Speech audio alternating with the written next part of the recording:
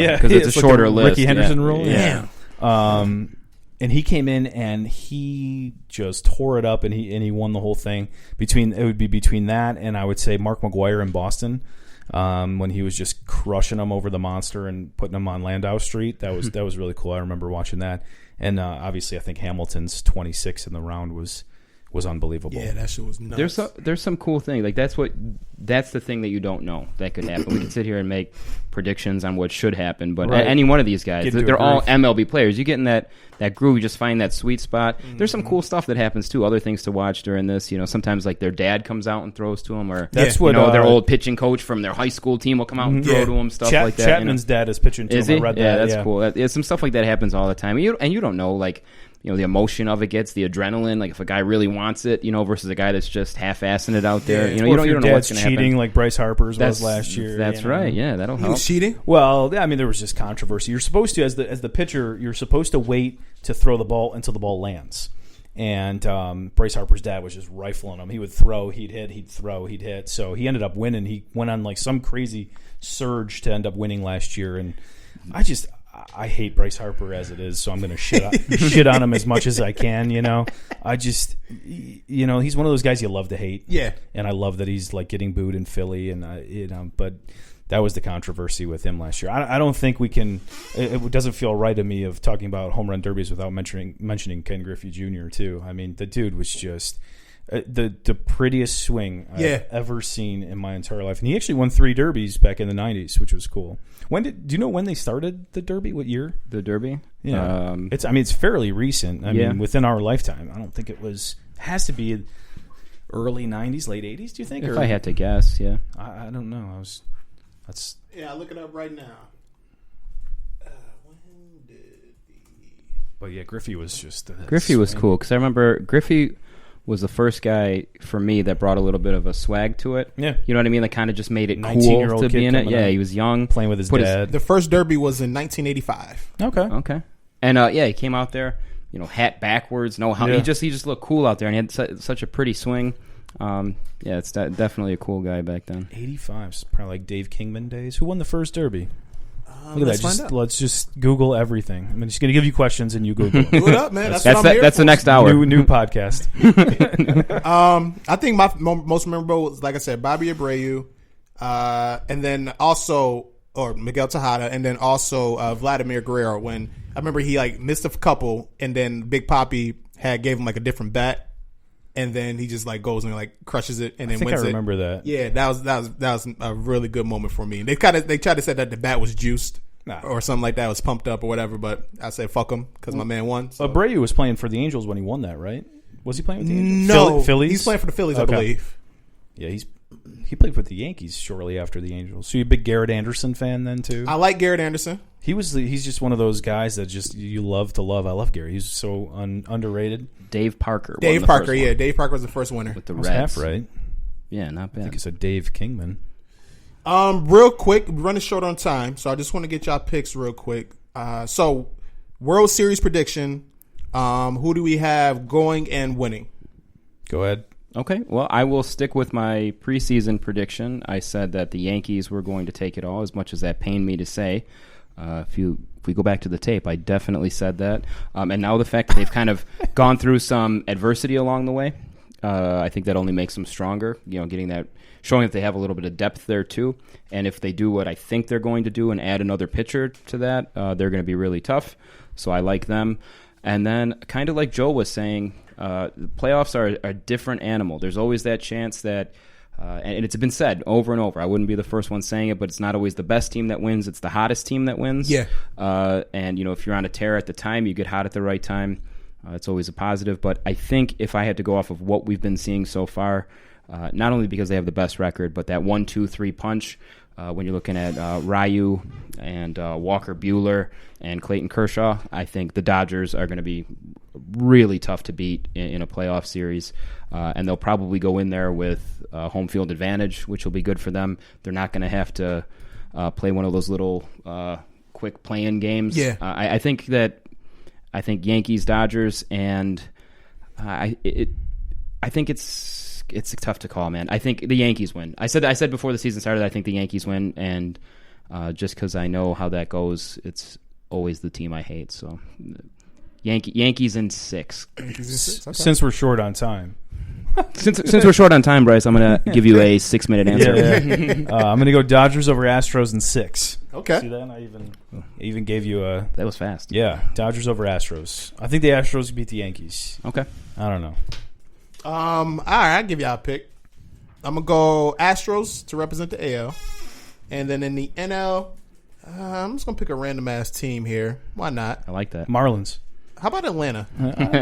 Yeah, so Okay. let's go with Atlanta. I need if they get their starting pitching together, if they can get a good rotation, there's nothing wrong with picking Atlanta. I think they're Yeah, very, I'm gonna very pick. good team. I'm gonna pick Atlanta to beat the Astros. 7 games. I like it. Yeah, let's roll with that. Okay, so this is a segment here. I call it "Who You Got," and I got a scenario here for you guys, and I actually got 2 of them. Okay. All right. All right. So I'm gonna list out a scenario here, and I want to get your guys' pick. Okay. And I'm very proud of myself for coming up with this. Although I did get help with it. All right. I will admit. Shout out Okay. to my man Dave Bean. That's my baseball guy I go to whenever I have questions, and he kind of helped me out with this. So this is a scenario here. Bottom of the 9th, 2 outs, a man on 2nd and 3rd. Your team is down by 1. Who would you rather have at the plate for the next at bat? All right. Option A, David Ortiz. Option B, Derek Jeter. You're down by 1. Down by 1. 2 outs. You got a man on 2nd and 3rd. And you're Here's what I'm going to throw out there. I'm going to go with Derek Jeter solely because they walk Ortiz to put him on first base. That's a great fucking answer. Actually, that's literally exactly what would happen. They would never pitch to Ortiz in that situation. Yeah, they'd walk him. So if we say bases loaded, Okay, let's do it. Let's Bases do that. loaded. I Let's think change that- it up there. yeah. Bases loaded. Bases loaded. and you're down by 1, and there's 2 outs. Yep. God damn. I say Jeter anyway, because if I'm not mistaken, he had a higher career batting average, and at that point, you don't need power. You just need somebody to slap a ball in play, and I think you have a higher likelihood of Jeter slapping one in play somewhere and having it find a hole. So I think Jeter, based on other circumstances, if like you're down 3 and the bases are loaded, maybe you want Ortiz. But I would say Jeter there. I don't think you can go wrong with either one of them. I like Ortiz. I mean, yeah, he is this big power hitter, but he put the ball in play too. Yeah. And I think with that is you can't put the shift on with Ortiz. Usually, if there's nobody on base and you're facing Ortiz, you put that shift on all on the right-hand side of the infield. There's a lot of holes for Ortiz to find, and he knew exactly where he was hitting the ball at all times. I'm going David Ortiz on that one. All right, I like that. Yeah, I kind of figured that one there. You got the probably the most popular rivalry in sports history, so you kind of put those two together. And then I got that list. I asked my man, like, who are like some of the most clutch hitters you could think of, and he listed off. I mean, you can't go wrong with either one of Yeah, them. they both performed. That's the thing. Like with those two names, they both performed in the clutch. Mm-hmm. You know, you have Ortiz, who along with Manny I guess it's not single-handedly if he did it with some help, but nearly single-handedly carried the Red Sox to a World Series. And, you know, Jeter, they call him Mr. November for a reason. So, I think... A lot of variables to that. Great question, it's man. a good question. Okay. Yeah, All really right. good. Good. The second one's is good, man. Let's All go. right, so I the like second this. one. All right, this is all-time home run derby. All right, I got 5 names here. Oh. All-time home run derby, and then I'm going to preface this question with Roy's included. Okay. Yeah. So you got Barry Bonds, Sammy Sosa, Mark McGwire. All right, and then we got Ken Griffey Jr. And I wanted to throw a modern player in right now, so Aaron Judge. All right, want me to list those names off again? Nope, got him. Nope. Good thing I brought this pen and paper. There you go. All right, so what we think? All-time home run derby. Who you guys think take that one? The winner of it all. Are we talking Griffey peak health? Oh yeah, we're Yeah. talking all Everybody- guys in their prime. Everybody Everybody's in their prime. Yeah, everybody in their prime. Are we allowing steroids? Roy's He said included. that, yeah. He said Roy's Roy's included. included. Oh, I Yeah. missed that. Yeah. That's You didn't hear that? He prefaced that right before he said Barry I Bonds. missed that. And Yeah. Sosa and McGwire. And McGwire. All right, Bonds, Roy's included. I go Griffey. I go Griffey in that. I think just having that sweet swing. I mean, it's hard to go against Barry Bonds in this. I think Bonds is a better hitter, in a live game. I don't know. Has he been in any home run derbies? I think Bonds won. I think he won one. Did he win? Yeah, Okay. when I was Googling who won the first one, I'm pretty sure I saw his name. Because I know McGuire was in the he one won in 96. Boston. Okay. Bonds won, and that is his only one. Well, so let's look at this. So, I mean, if we're kind of looking at it that way, Griffey did win 3 of these things. Right? So, I mean, that, to me, says he's capable of winning a derby. I'm telling you, it's all McGuire about won one. It's all about the consistency of the swing, and Griffey's Sosa swing won one. Just, Everybody on this list has won at least one. Okay. I would say McGuire did? Yeah, McGuire won one. Okay. I would say Sosa, for me... McGuire won in 92, by the way. Okay. I'd say for me, Sosa, I'd eliminate here. Same with Judge. I think it would be a 3-horse race there. Bonds, McGuire, Griffey. And really, I think it comes down to Griffey and Bonds. They are the 2 blackest on the list, which also, from what I learned earlier today, goes a long way. Facts. All facts. By the way, speaking of that, Google a picture of Sammy Sosa if you want to talk about not being black anymore. Yeah, Sosa, he's not invited to the cookouts no more. Fuck Sosa. You know what I mean? Yeah, I don't know what he took a piece of chalk and rubbed it all over him. I don't bleaching, know man. what That's he did. Yeah. Scary. He's like the ambassador for that cream or whatever that just messed him up, man. Yeah, It looks scary. It's messed up, but hey. He looks scary looking. So, yeah, he's definitely out. Yeah, he's gone. He's done. I'm just to, have a difference of opinions. I'm going to go Bonds just because I think he hit quite a few in his career, didn't he, Bonds? I think he had he was like a 10 home run hitter. Yeah, I think he had a couple. Yeah. So I'll go with him. I just like Griffey as a person more too. I don't know. But honestly, though, with that swing, when you can swing like that and not deviate from it over and over and over again, I think he would have the stamina. If you put all these 5 guys on in their primes together, I think Griffey. You can't argue Bonds, so it's a good pick. I watched Bonds on roids hit one in 2001 that hasn't landed yet, and it's 2019. So I think it's another great list. Joe Beimel, though, he used to always get Bonds on. That is true, lefty. I'm gonna roll with Griffey just because, like you said, that swing was amazing. It was just beautiful. Pure, beautiful. It's something beautiful to watch. I remember as a little kid just watching the home run derby with him, and like I said, the hat backwards and whatnot. So yeah, I'm roll Griffey as well. And I love Bonds as well, but yeah, I roll with Griffey on that one. Cool. But yeah, that is it, man. That was a good episode, guys. I learned a lot myself, and like I said, if you don't watch baseball as much, then hopefully you learn something too.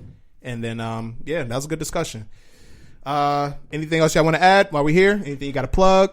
I do want to say today was a special day. It's my anniversary today. Oh, happy anniversary! Thank you. And I chose to come and do this instead because I'm not going to give the reason behind it, but I feel like there was a few dirty looks given, but it's 12 years. What do you do at 12-year anniversary? Nothing really. I think 12 years is the baseball podcast anniversary. I think that's actually good. I think it goes like diamond, then ivory, and then baseball podcast. I think it's 12. Well, then the dirty dozen. But yeah, no, I appreciate you having me on. This was fun. Ed asked me to do it, and I said, in a heartbeat. Man. We talk sports. That's what we do, all sports, and just to come on here and talk about some baseball, and hopefully get some listeners out there to enjoy the game a little bit more. But I just appreciate you having me on. Yeah, appreciate you coming through. I'm already looking forward to the November edition, the season wrap up. I'm inviting myself back now. You're not going to be able to get me out of here now. I respect it. I'll show up. I'll just be here, man. Can you Skype me in? You're gonna have a knock on your door trying to do your podcast. I'm gonna be here. Now, do you do a football one in the beginning of the year? Yeah, we do football. And actually, when you guys head out, we're gonna be doing the basketball episode, and so we're doing this. All sports, and we do it up. So yeah, anytime, up, like I said, anytime you want to join the show, you're more than welcome. Hey, you just let me know, man. Yeah. So we're gonna wrap it up here, guys. You already know at the end of this one here, make sure that you go and like the Facebook page at Sports Your Enthusiasm Podcast. Follow us on Twitter, SYE Pod. If you ever have any questions about anything, any suggestions, any Who You Got suggestions, you can always email me, sportsyourenthusiasmpodcast@gmail.com. Anything else? I think that's it. Oh, yeah. Make sure you drink more water. We got our water here. So make sure you stay hydrated. It's getting hot out there. We'll end it there. Everybody take care.